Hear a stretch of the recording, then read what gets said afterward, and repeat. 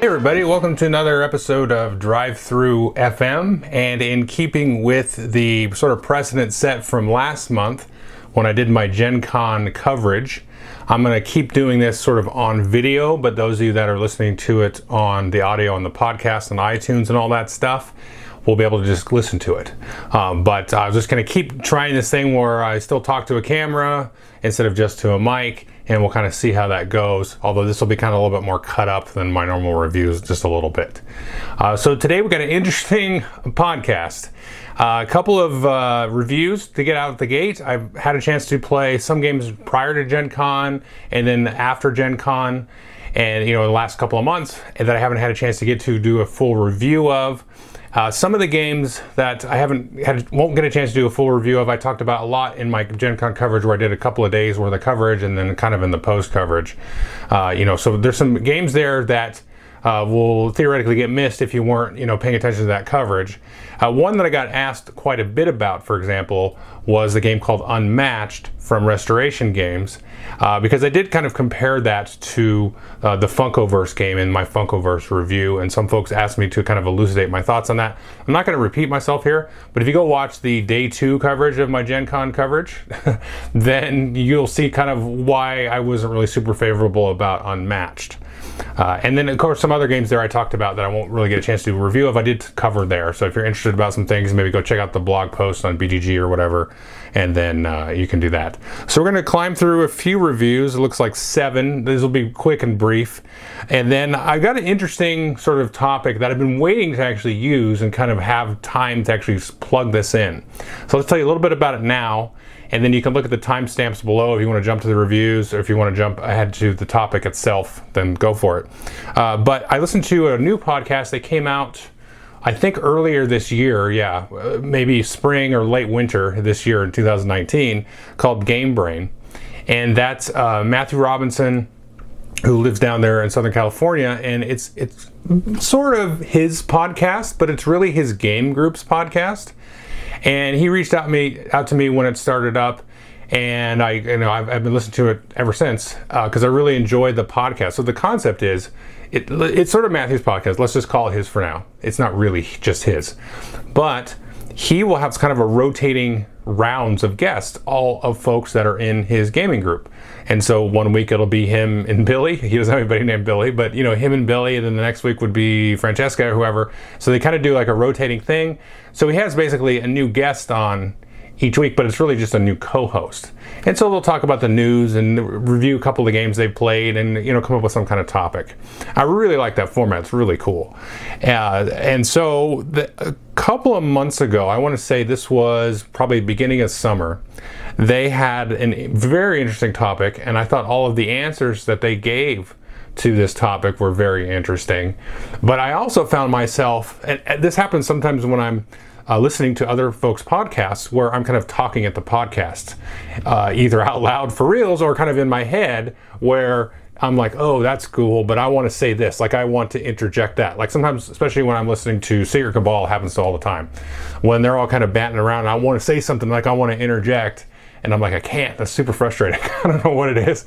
But so that's something, and I found myself really wanting to kind of just muse about some of these things. And so what this topic is, I'll kind of explain it in more detail here. And whatever I decide to title this episode probably isn't enough to give it. So it's basically, they have a fella in their game group who plays games with them, I think, every week or as often as he can, but he wouldn't really consider himself like a gamer. And I'm putting the words in his mouth a little bit there, but he doesn't go visit Board Game Geek or check out the new hotness or whatever. He shows up to game night, he plays the games, he loves the games, he is fascinated by the whole hobby and everything. And if I remember correctly, he doesn't really have a game collection himself or anything like that, but he just really enjoys it. But he still considers himself sort of like a newbie or new gamer, someone who's kind of casually into the games.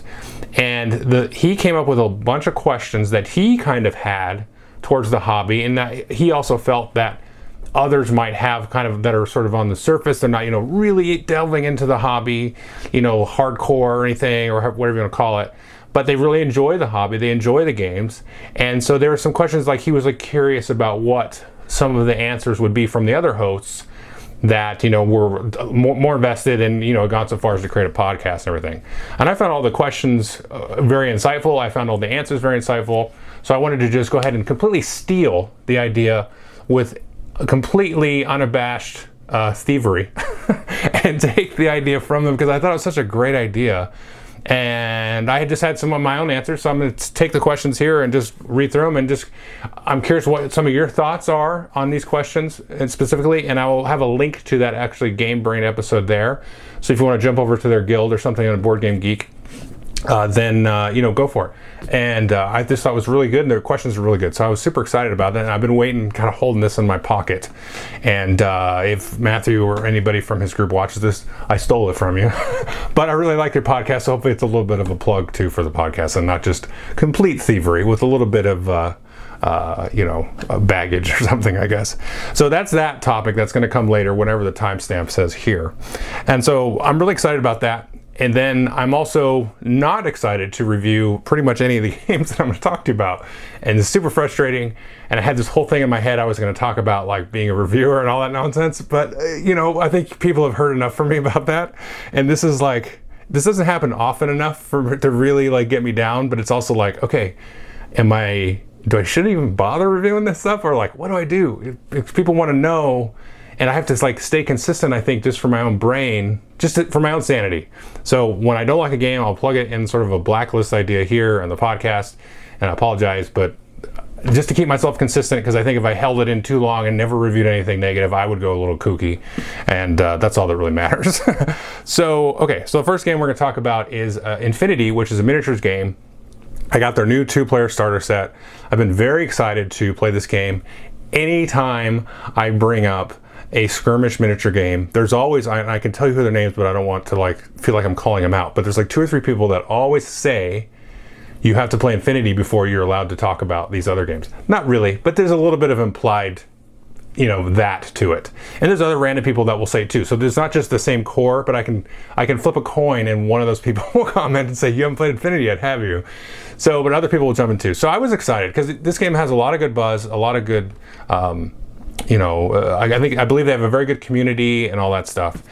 So I got the game and I read through the rules. The rules seem very interesting and crunchy. You use a D20, and so there's like facing, and the way that you do the skill checks and everything seem really cool. So and it's very terrain heavy, and there's sort of a lot of crunch and grit and granularity to all the kind of different special abilities that you can do. And with the starter set, it doesn't really give you access to all of that, but you can kind of see if you have like the full rule book that you would buy separately. Let's say you got the starter and played it and liked it, and then you wanted to dive in and kind of build up, one of the factions, and you had a favorite and you got really heavily involved, and you got the big thick rule book, which is like the size of a Dungeons and Dragons game master book or something. So a lot of the crunch and stuff is going to be in there, but the core mechanics are pretty straight miniature game stuff. Move around and shoot and facing and do roll-offs and stuff like that. So I got the models and started putting them together. Now they're metal models, and so I've been very reticent about putting them together because I've had a struggle with metal models before. And these are so I feel like for me, I'm not like the most experienced miniature person, but like the worst metal models I've ever had to play with and try to put together. Some of them go together nice, and then some of them that went together were like all skewed and just like didn't look right, even though they fit right. They went together like how they're supposed to fit. When I looked at them after a few minutes, I was like, oh, that looks terrible.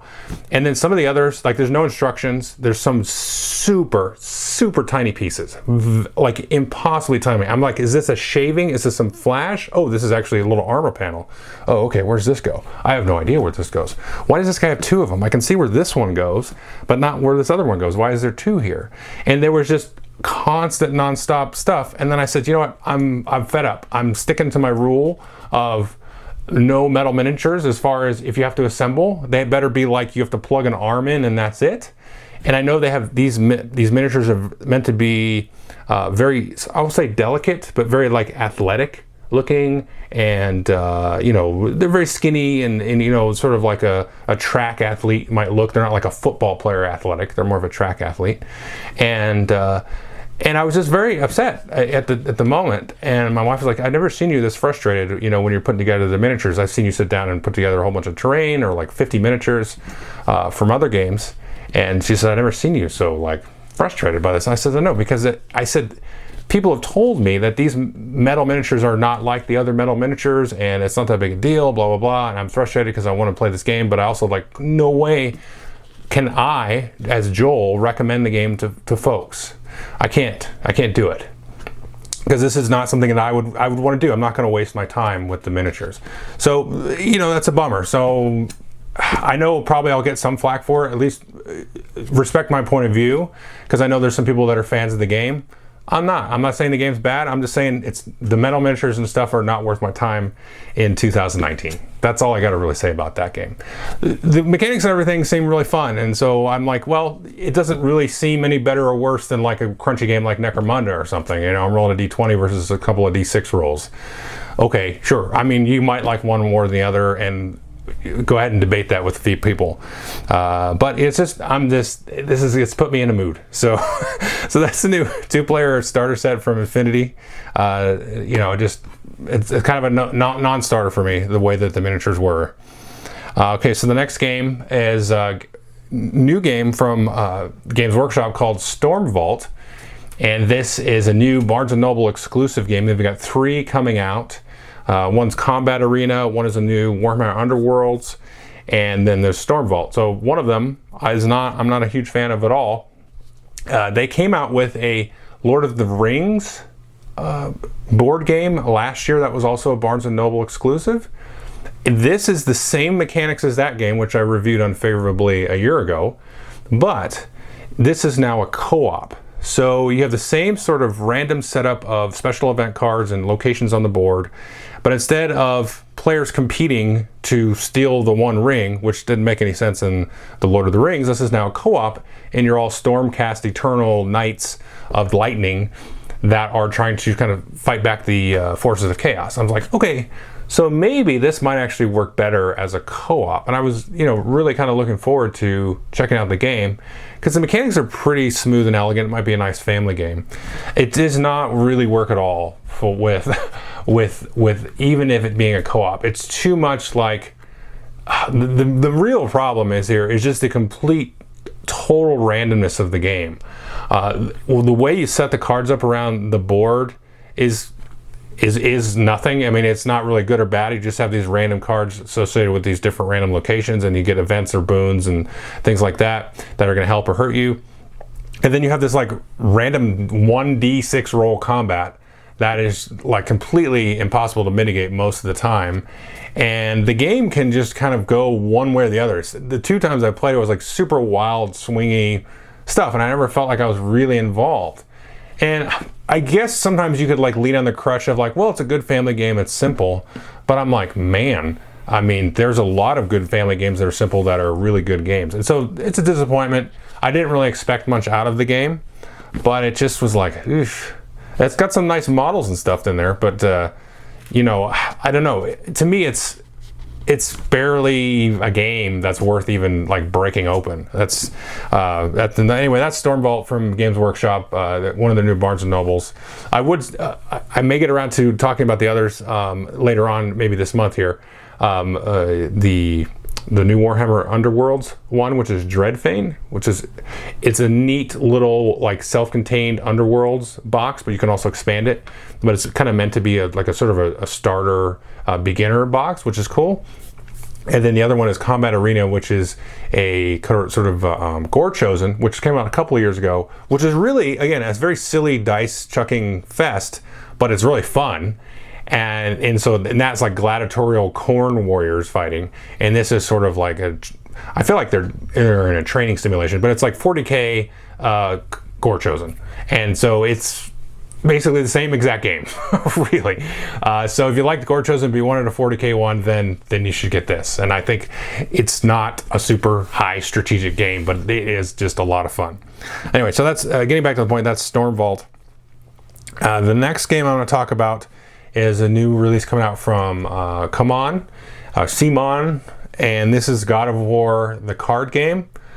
This is another one. Now, I'm not going to be beating up on stuff as much now going forward beyond those first two games. Now, this one though is a little bit teetering on quality for me, because there's one thing I really like about this game. So what it is, you're playing God of War, and you get some of the characters out of the video game. I've not played any of the God of War games. It's not really a style of game that I gravitate towards as far as video games. And you take different characters in it, and you play through these different levels. So the way that the levels and the sort of quests that you set up for the game are really, really cool. So you'll have like a scene that you'll build, like almost like a mural, like a screenshot of this like crazy level and stuff going on in the video game. And so you'll interact with this mural. They're made up with cards that basically act as tiles, depicting a scene you can interact with in different ways as you move your characters around. And that's a really cool, like that's a neat part of the game. The other thing is that you sort of shuffle up this like quest deck, and then you build like a pyramid of cards that you have to kind of go through. So as you kind of work your way through like an inverted pyramid, you start at the point and then work your way up to the base. You'll have to go through, you have to basically complete 3 quests. And that top row is like 3 final bosses that you'll have to choose from. But the ones that you don't choose from as you move up through the pyramid, that you flip those quest cards over, and those will be hindrances on, you know, your player abilities and stuff like that. Usually it's like a little starting hindrance, like you gotta, you know, everybody takes a hit point damage or something, and the more interesting than that. But so as you go through there, you know, you play through it. So those 2 parts are really neat. I really like those parts. But the thing that you're doing is you're basically playing attack, melee cards, attack range cards, and defense cards, or cards that say +1 or +2 or +3 or +6, and that's it. And you're interacting with cards on the scene with those cards. So you're maybe fighting a monster that's on there, and then you flip over like an event card, which it will trigger one of those cards in that mural, in that tapestry there. And then those cards you can then acquire and put into your deck. So it's kind of like a deck building game as well. So the cards are like dual purpose. They'll flip over and they'll activate a rune, which will be at certain cards in the level, which will then fight back to you or do something. And then you take those cards and then you put them in your deck, and they'll be like little bonuses and stuff sort of as you level up. So the way that you kind of interact with the cards, so sometimes you fight a card and it'll flip, which will flip another card, and you'll like uncover a rune, which you uncover another rune to get a chest or a treasure, and then they get more complicated as you go along. That is neat, and that is super neat, and I like how you work through the levels. But the act of playing attack cards like 95% of the time is super not fun, because you just like attack, and then okay, I did 6 damage, and the monster rolls for defense, and they maybe block some or none. And then, you know, you move around and then they fight you back.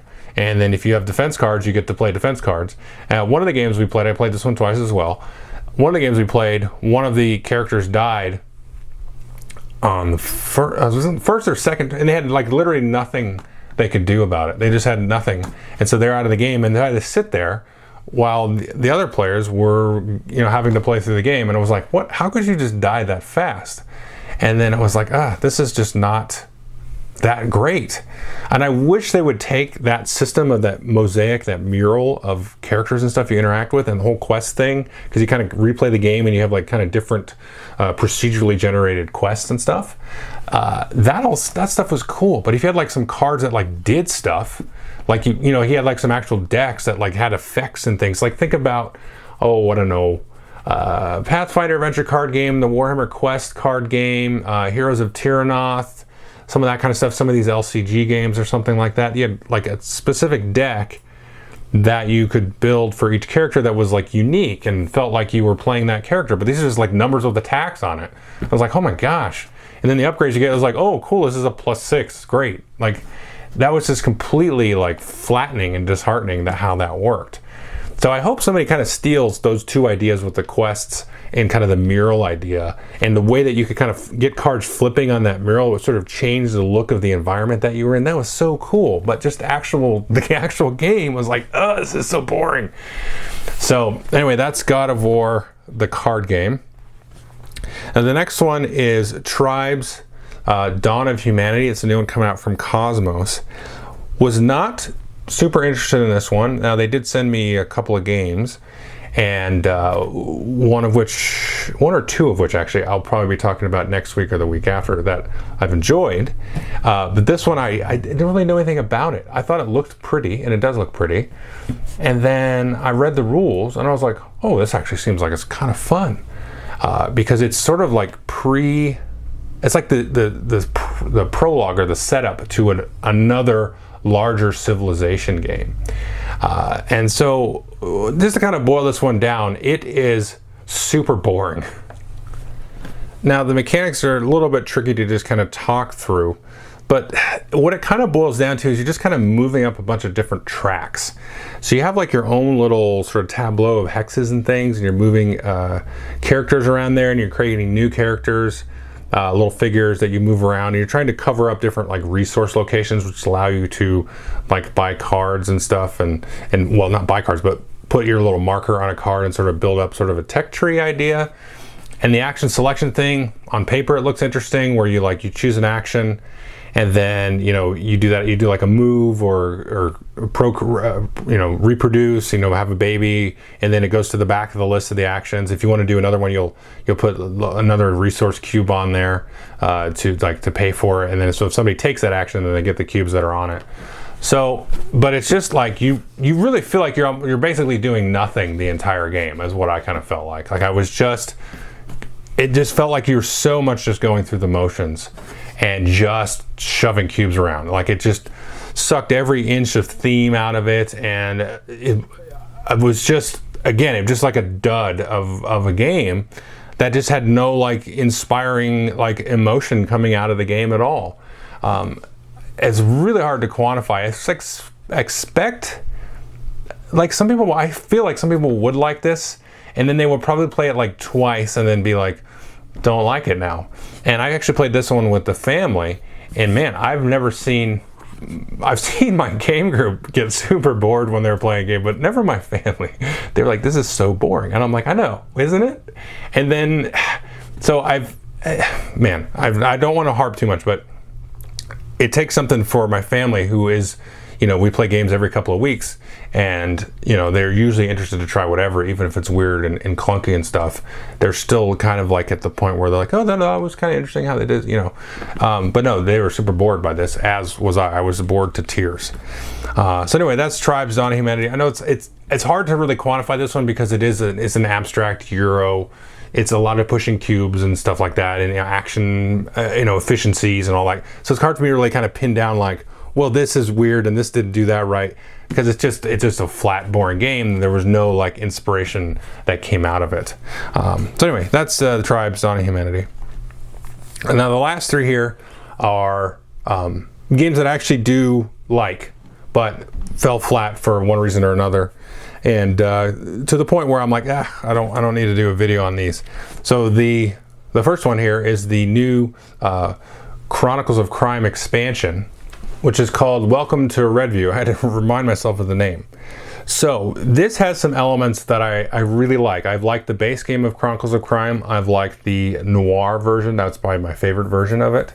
And this is sort of basically Chronicles of Crime Stranger Things, because you'll play as a group of kind of teenagers or tweens, and you're sort of uncovering a mystery of the town. And I think it's a 4 or 5 episode campaign, and you kind of play through them in chronological order. I played for the first 2. And you choose characters, so you actually are a character in this one. And so each player will get a character, and it will sit in front of them. And so you can play with, you don't have to actually have all 4 in play. Kind of like the base game, you had 4 sort of specialists that you could call, but you always had all 4 in play, no matter how many people were sitting around the table. You could have 2 people, or you could have 6 people, and those are always in play.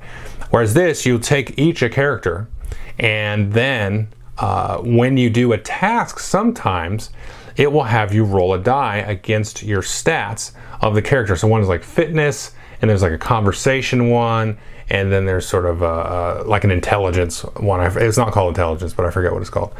And so you roll a die, and you have to get a 5 or a 6 to get a success. And if you can get a 7, so if you're like roll a 6 or a 5 and you have like a +1 or a +2, then you can get a 7. That actually counts as 2 successes.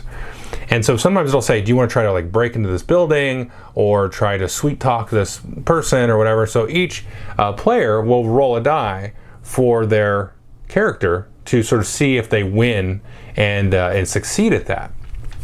Which, again, with the D6, just rolling a D6. Now, each of your characters has like these energy tokens that you can spend, and the characters have all different stats, and they also have different amounts of energy tokens. So some might be kind of like, they're not that great, but they have a lot of energy, and some are like really good at a lot of stuff, but they only have like one energy token, so they only get the one reroll. And so when you go back to bed, because you've got to get home before you get grounded, which is neat, you refresh all your energy tokens, you go at it the next day.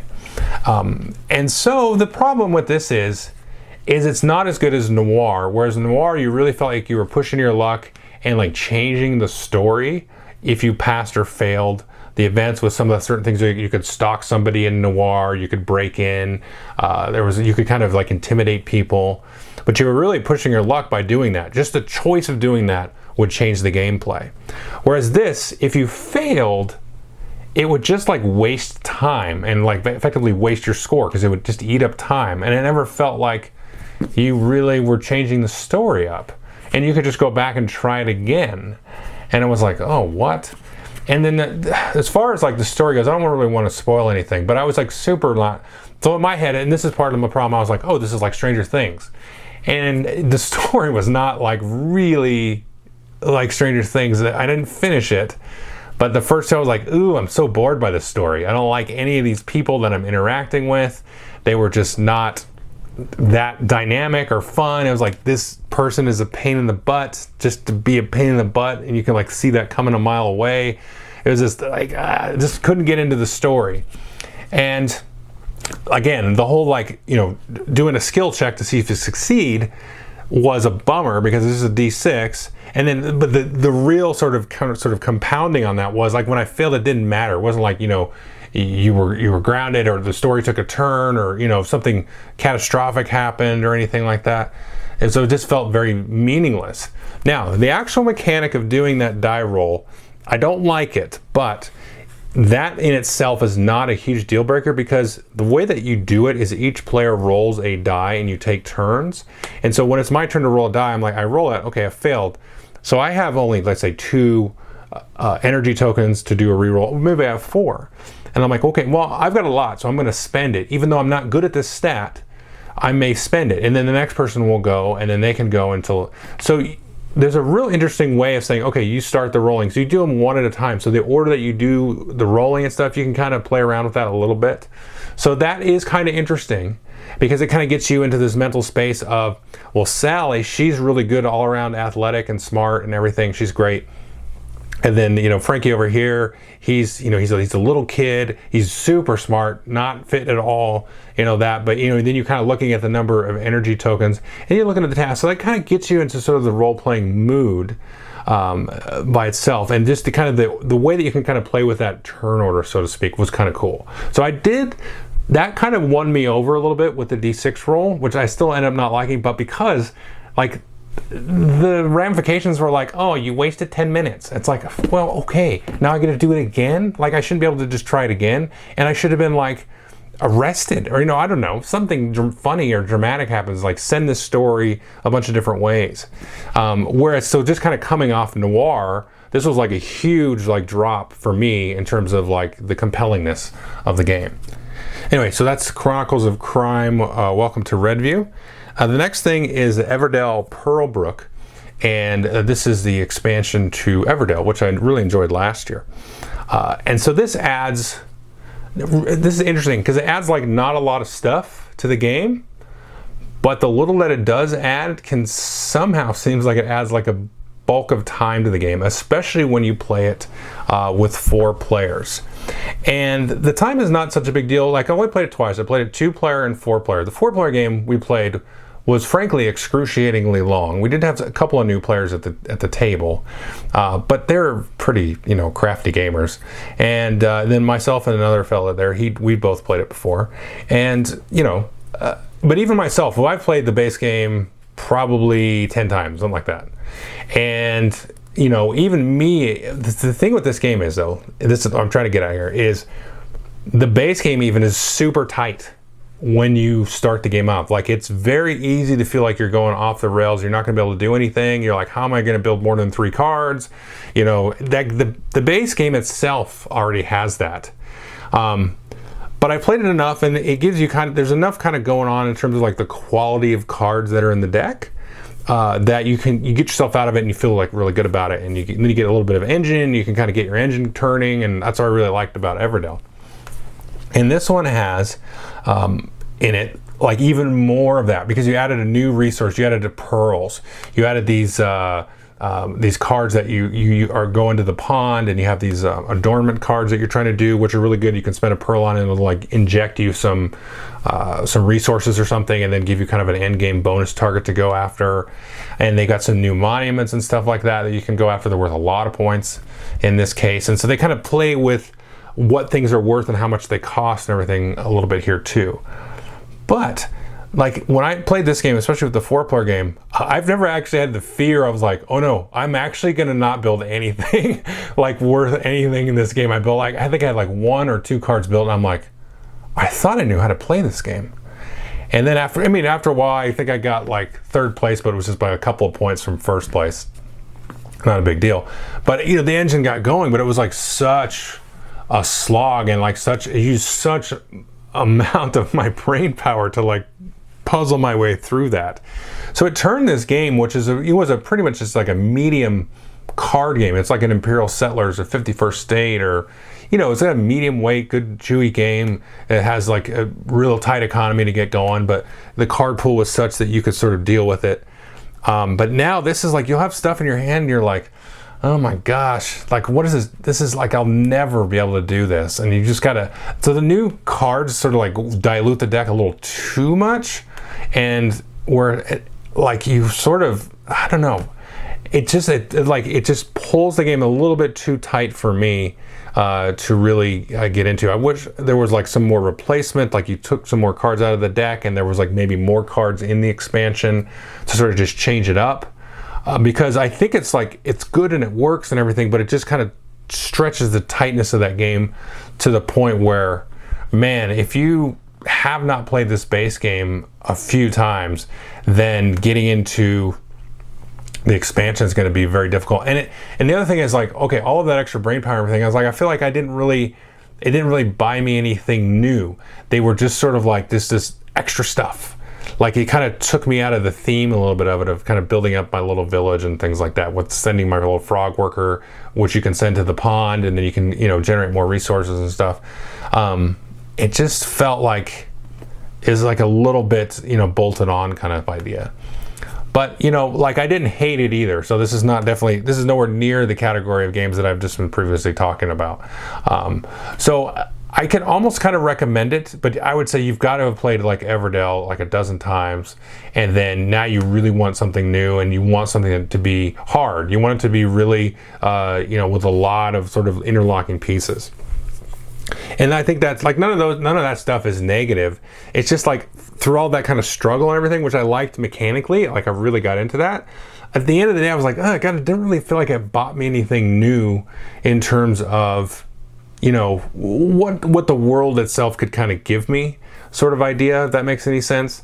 And I kind of felt like, okay, now I've kind of juggled, you know, okay, how to manage these pearls and these extra adornment cards and stuff like that. And it's like, I'd rather just have an easy time playing the base game and just kind of being able to kind of work through different strategies and playing the game multiple times. Like it just added like too much extra stuff with not enough kind of payoff, basically, is what I'm trying to get to there. Anyway, so that's the Everdell Pearlbrook expansion.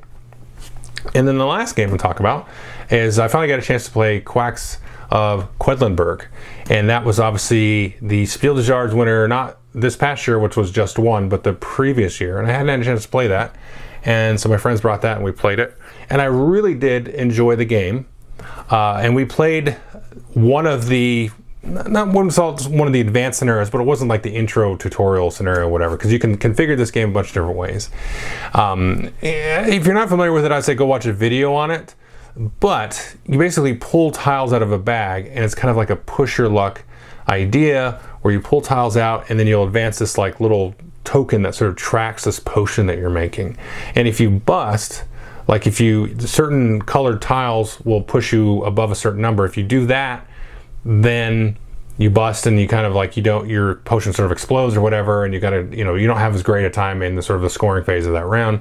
But as you play along, you get new different colored tiles in your bag, new ingredients that you can mix into your potion and stuff like that. So the theme and stuff actually works very well, because you're like mixing up these concoctions, and there's all these kind of different tiles and different ways to score that you can shuffle up and play, so the game will be kind of replayable that way. And then the cool, like, push your luck idea, right? Because you're pulling tiles, like some mad, alchemist in some medieval fantasy world. It's really neat that way. But again, at the end of the day, I played it just the one time, and I was like, oh, okay, so this one is Spillazar's. And like, it's cool. I can see why I would win that 100%. Like, I totally get it. Because if somebody brought it out, I would probably say, yeah, I would probably play that again. But if they presented it with other games next to it, I would be like, no, let me play some of these other games, So it felt good. It felt like you could squeeze another play or two out of it. But then I would not be super interested to play, because I feel like it kind of had run its course. I like the thrill of pulling the tiles and trying to push your luck and kind of threading the needle. That was really neat. But I could kind of see, I felt like I was starting to kind of go through the motions towards the end of the game, and just kind of doing math and being like, okay, odds of this and that, okay, pull or don't pull. It's like, I feel like I'm playing blackjack a little bit. And as you start to sort of crunch numbers and try to, you try to play smart, right? Not just be like pulling for fun, yay, I blew up, then it just kind of, all the stuff deflated for me in terms of the enjoyment of it. As I kind of I kind of mentally broke through that barrier, that initial thing. But it's a cool game. I mean, honestly, it's really cool. So that's Quacks of Quedlinburg. So we're going to take a quick break, and then I'll come back and get to the fun part of the podcast.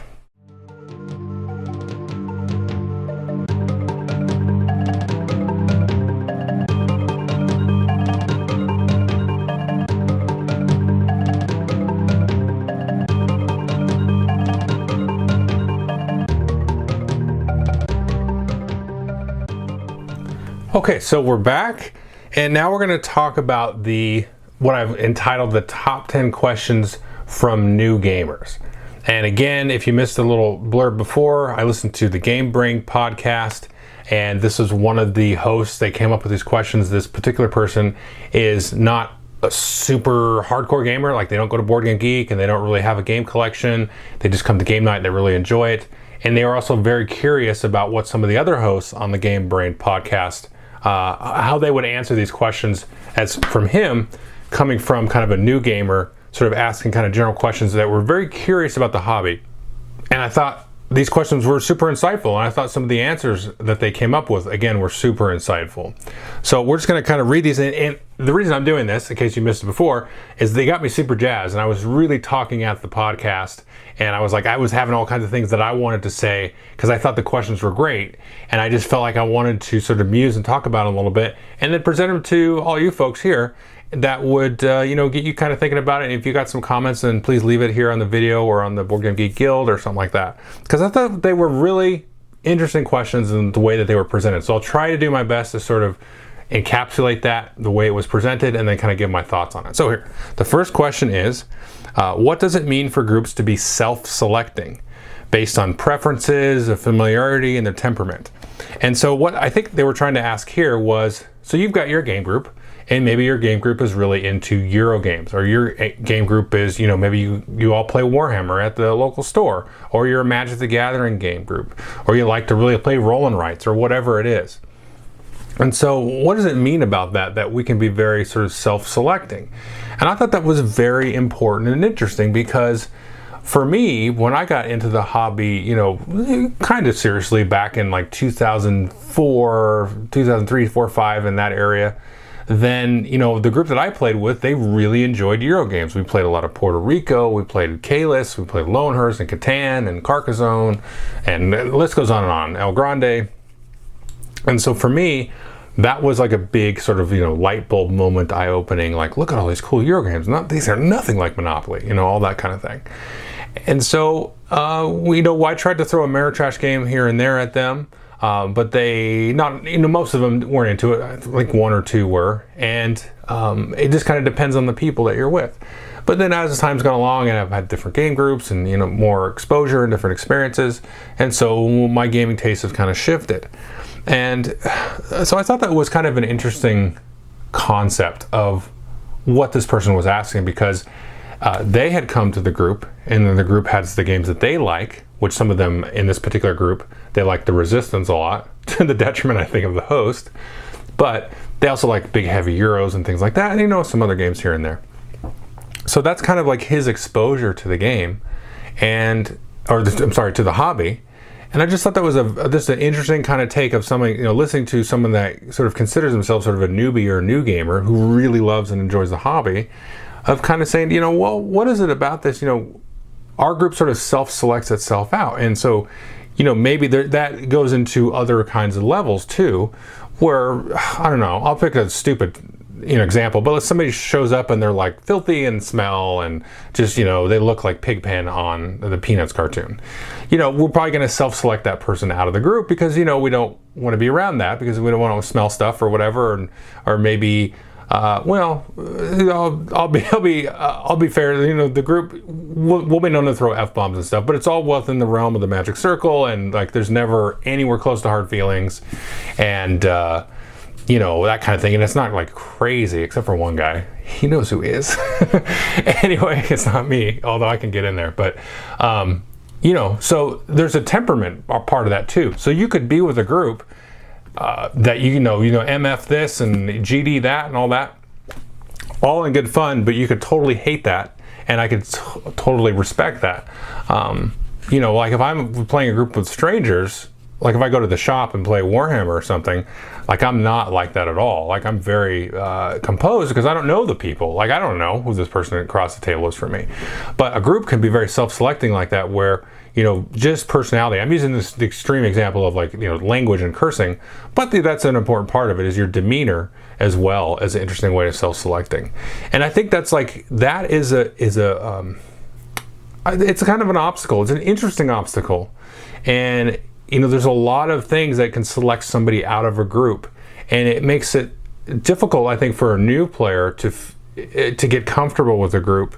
And so do you play with somebody that's like already your friend, versus somebody that you just know them through the gaming and then they become your friend?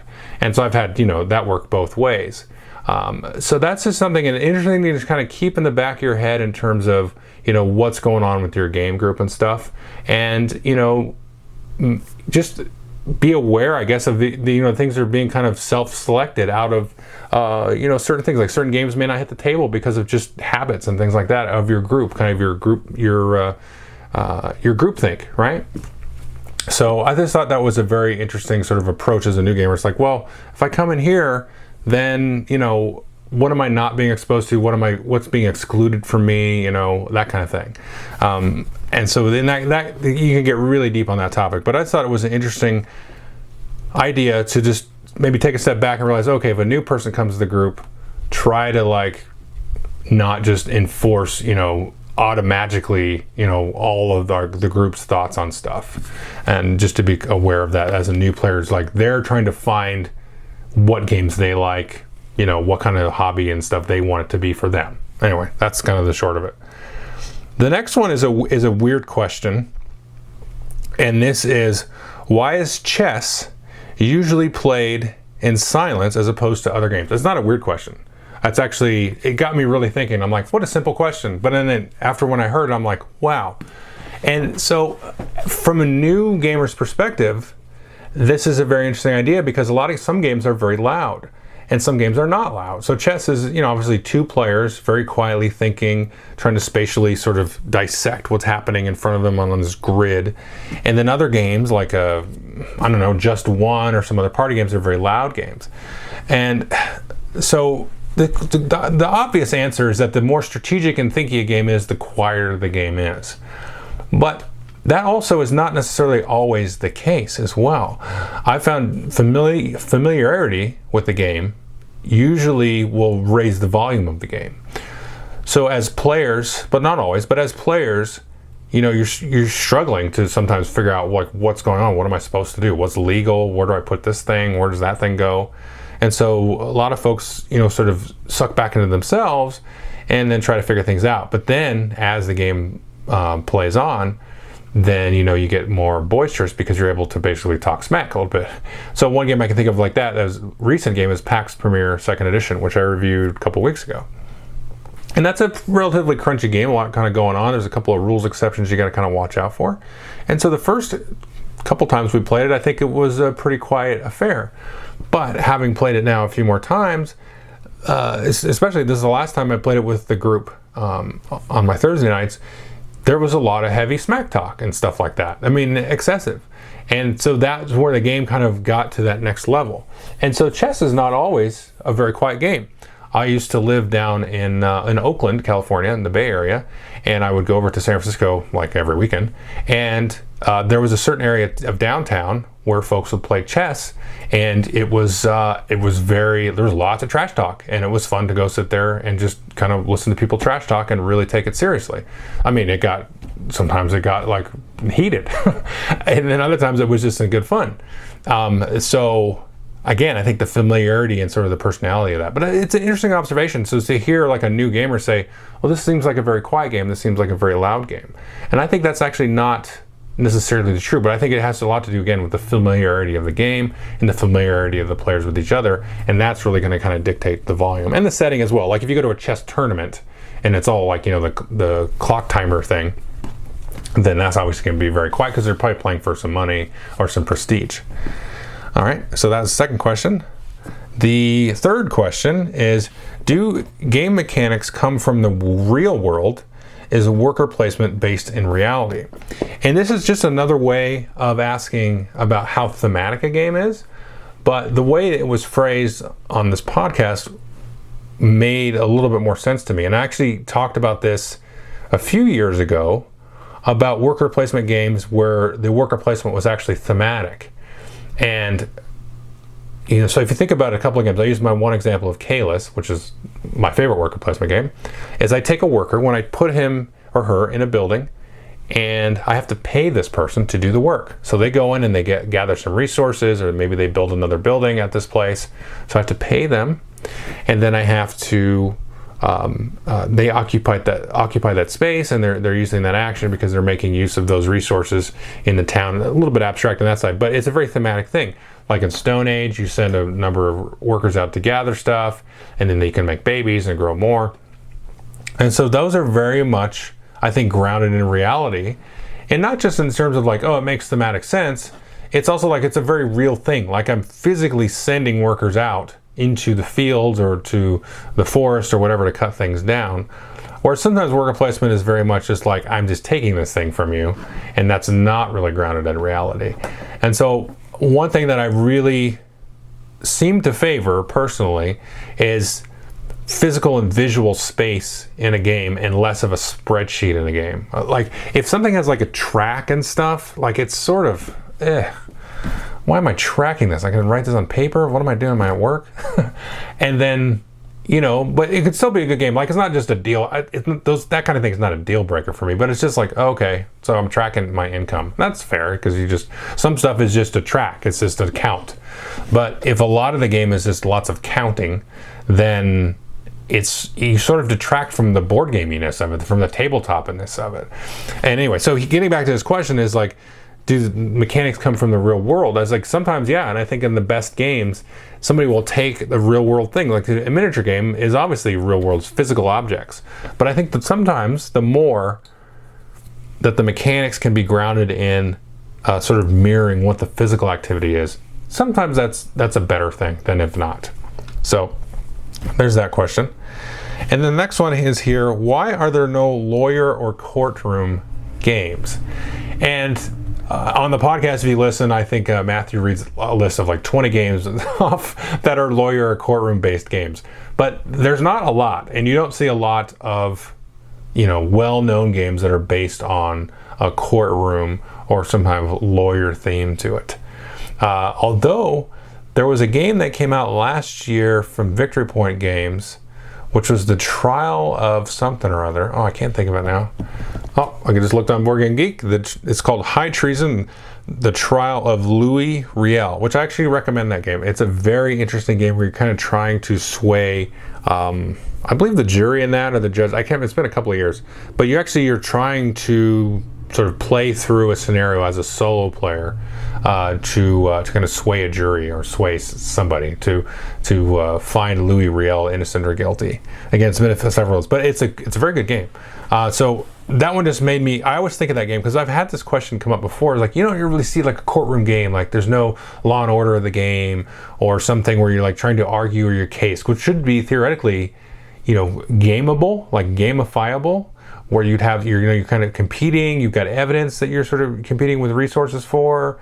Maybe something like there's a way to abstract lawyerism and law and a case or something like that in some way, shape, or form. Like you've got DeMocker, which is an election game where you're kind of trying to swing laws, swing public support and opinion. You've got Watergate, which has come out, which is you got evidence you're trying to build towards Nixon. Now that's not in a court of law for Watergate, but it's kind of a similar idea. You're trying to build evidence and then like convict Nixon in some way in that game.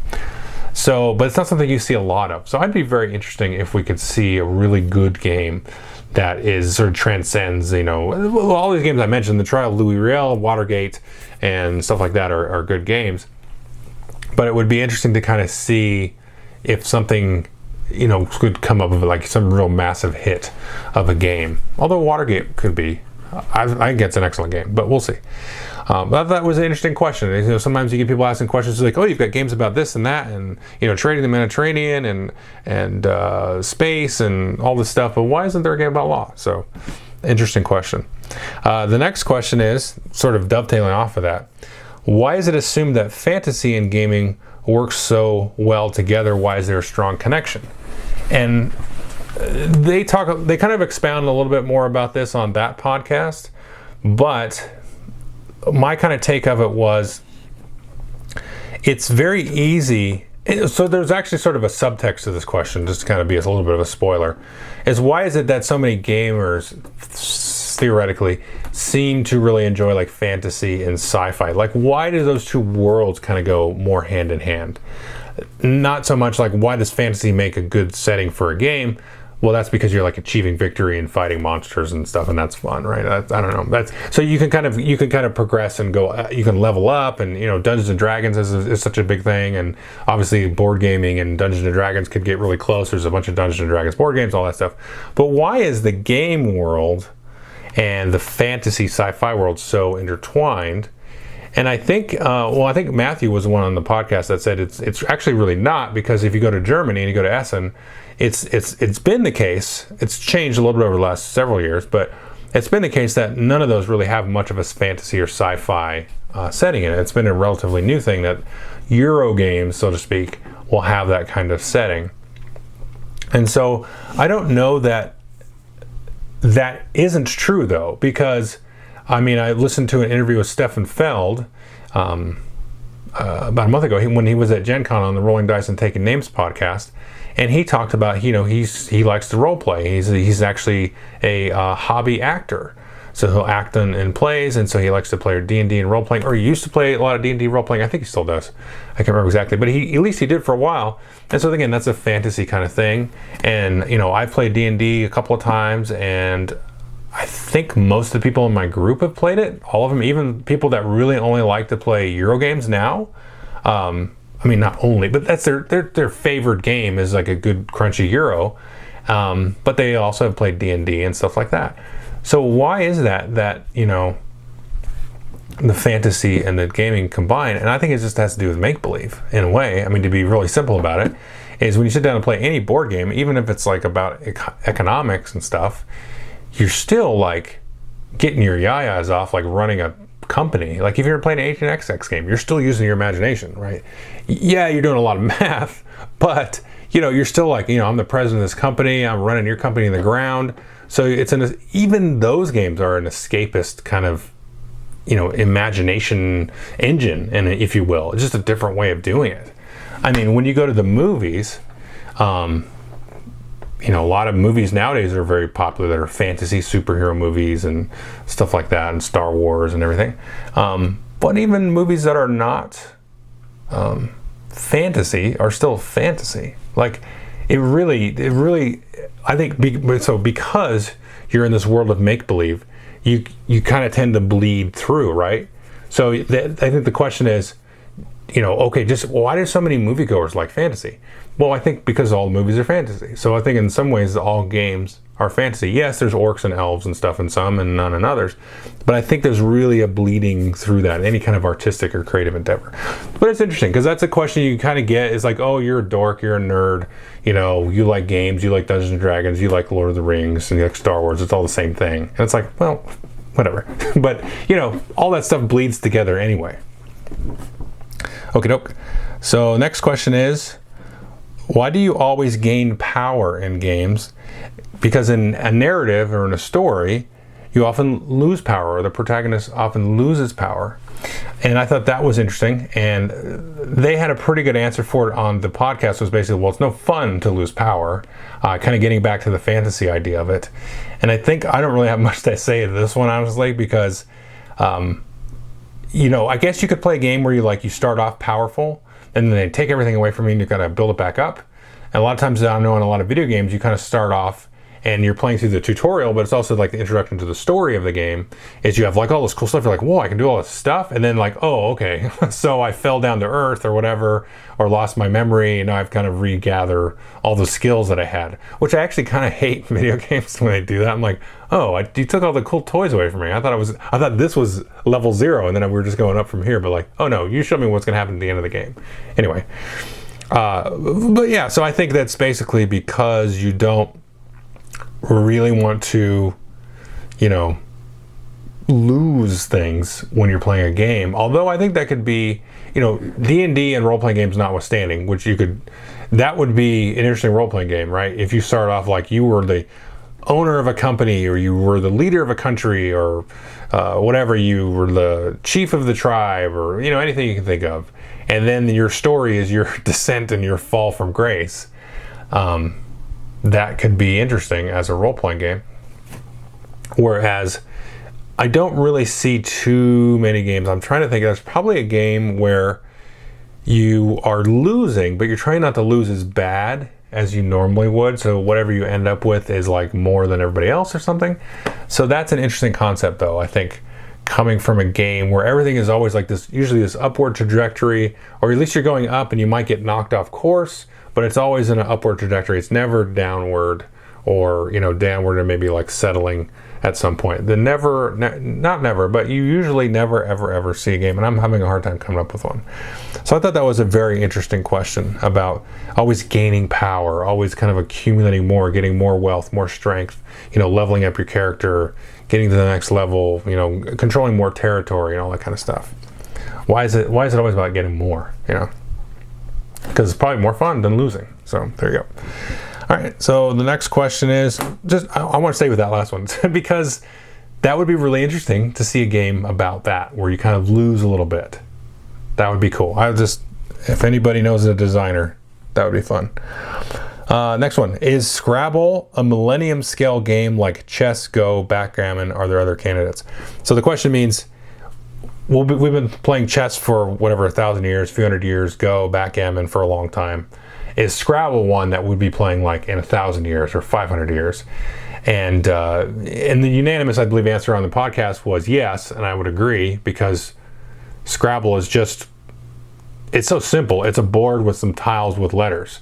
And no matter what language you speak, unless you have tiles that are not the alphanumeric, Arabic letters that we use in English. I think that's what they're called, the Arabic letters. That's not Arabic, though, because Arabic is a different writing. I can't remember what the name of our letters is. Arabic, isn't it? I don't remember. Anyways, doesn't matter. So you have you can get Chinese letters and Japanese letters, but it's the same idea, right? You just, print it out for whatever language you've got, and then you can just play it. And yeah, I think people will be playing Scrabble probably in 500 years. I don't know, as far as other candidates, I don't think Monopoly actually will be being played in 500 years. I really don't think it will be. I think we have a more of a shot of Catan being played in 500 years, because Monopoly's been around since what, like the 20s, so it's been about 100 years. It's around, but do people in China play Monopoly? They might. Do people in Africa play Monopoly?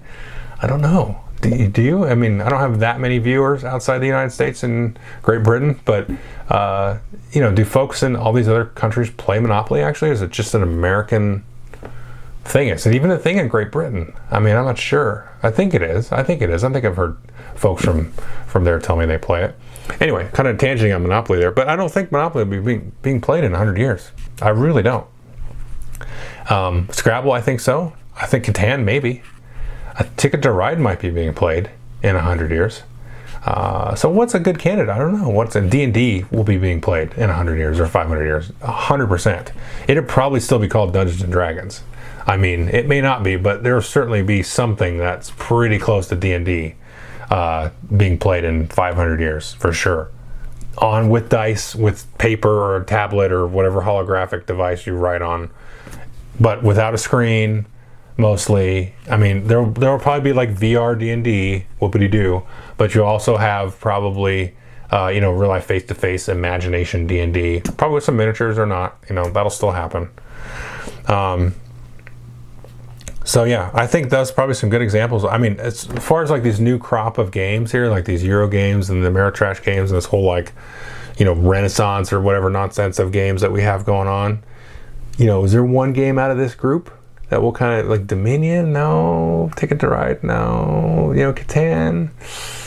You know, Warhammer? No. I don't know. I mean, people will still be playing miniature games, I'm sure. People will still be painting miniatures. People have been painting for like a long time. For longer than they've been writing and speaking, I think.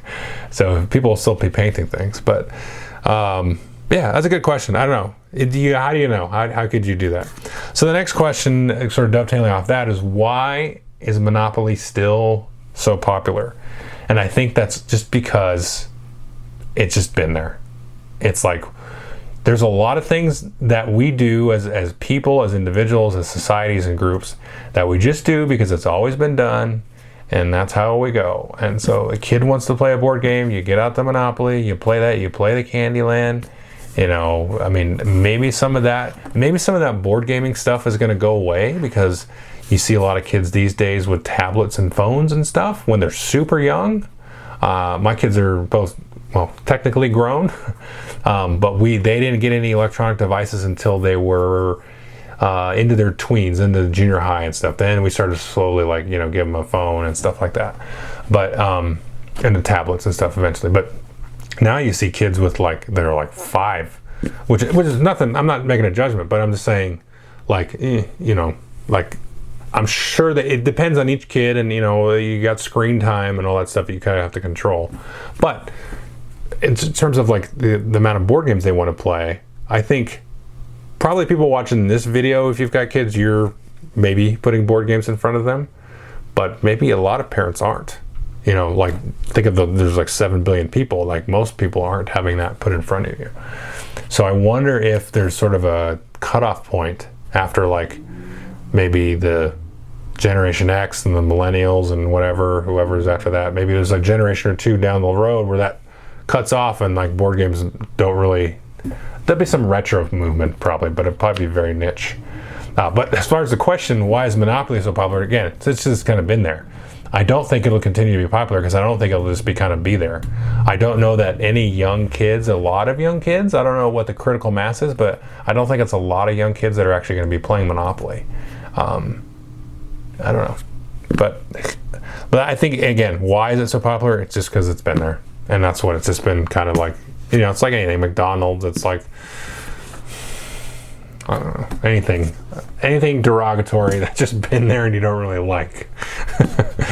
You get into a whole bunch of things about that. Electoral college, you know, I'm teasing, but anyway, I had to come up with something, man. Just give me a break. All right. Next question is, will board games have a crash like video games did in the 80s?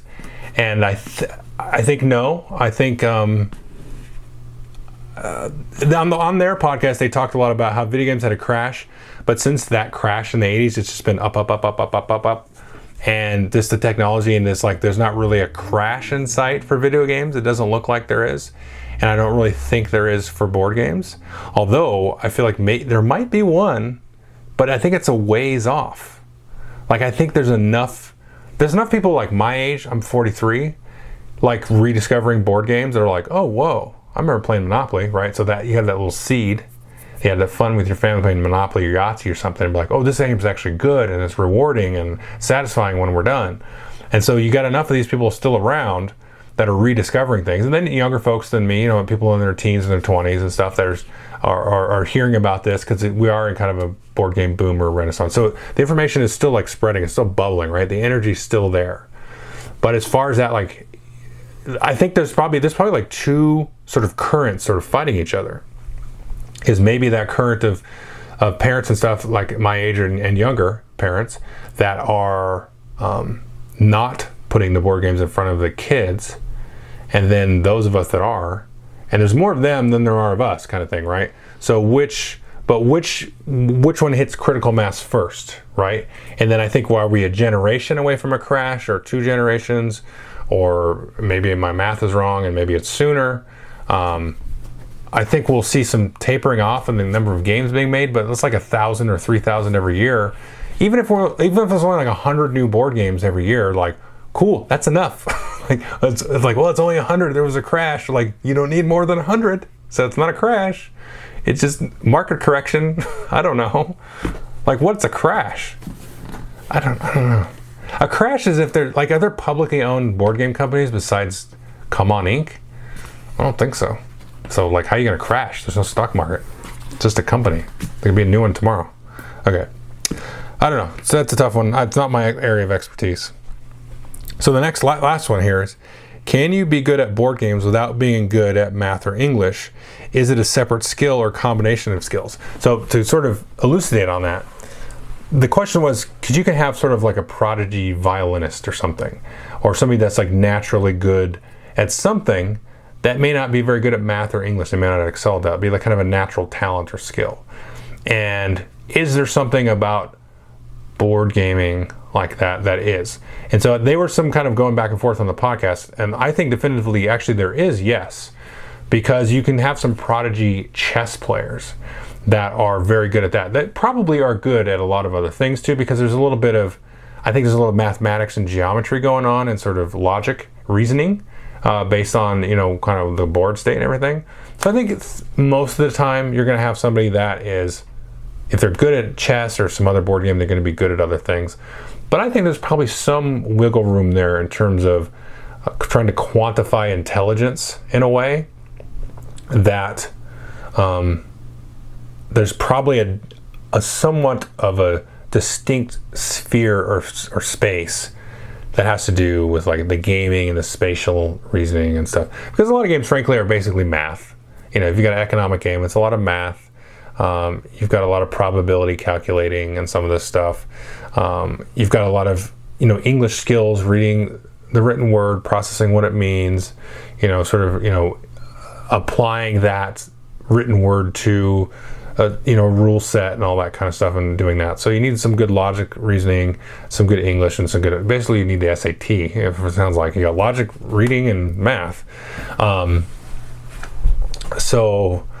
But I wouldn't go so far as to say, like, if you did better or worse on your SAT, you would be a better or worse gamer, because there's also that little intangibleness of the theme, and as much as it might attract you to sort of apply yourself to a game, whereas, school topics and stuff, maybe your application will be, you'd be a little bit less enthusiastic about it. Whereas if you get into a game that's about a topic you think is really neat or cool or exciting, then you might put in your application there. But I think there's a spatial, visual aspect of it that gets people excited. It kind of gets their intelligence juices flowing as well. So I think there's something to that. Like, I think the final answer is, yeah, you should be good at math and English if you want to be good at games. I think that's 90% true. I think those kind of go hand in hand. But I think there's something other esoteric thing that's probably not yet been quantified. And maybe it could be, and maybe it can't be, because there's also different weird studies on what intelligence actually is or isn't. There's the whole concept of emotional intelligence, and there's spatial intelligence and stuff like that. A lot of athletes probably have a different kind of intelligence, especially a professional athlete. They have the physical skills, but there's also the mental tactics and reasoning and stress and overcoming stress and stuff like that. That is a mental faculty to overcome, the heat of the moment and that kind of stuff. And so there's some of that kind of applies to the games as well. And then, if there's a deduction game, if you're good at lying, you're playing werewolf or something, if you're a good liar, that's a good skill to have too. So anyway, kind of all over the place on that last one, but I think there's something to it. There's some other esoteric possibly thing, and it's only esoteric because I think I can't figure it out, and I don't know that anybody else has. So it'll remain esoteric for now, but hopefully become more concrete in the future. So that's the 10 questions. I thought they were interesting. I've been looking for an excuse to go over these. Hopefully the reviews at the beginning didn't bum anybody out too much, but oh well, can't like everything. And anyway, that's it for this month. Have a good September. And we're moving into fall, so that's super exciting. I'm a summer person. But anyway, so yep. So have a good month, and take care and leave your comments. Thank you.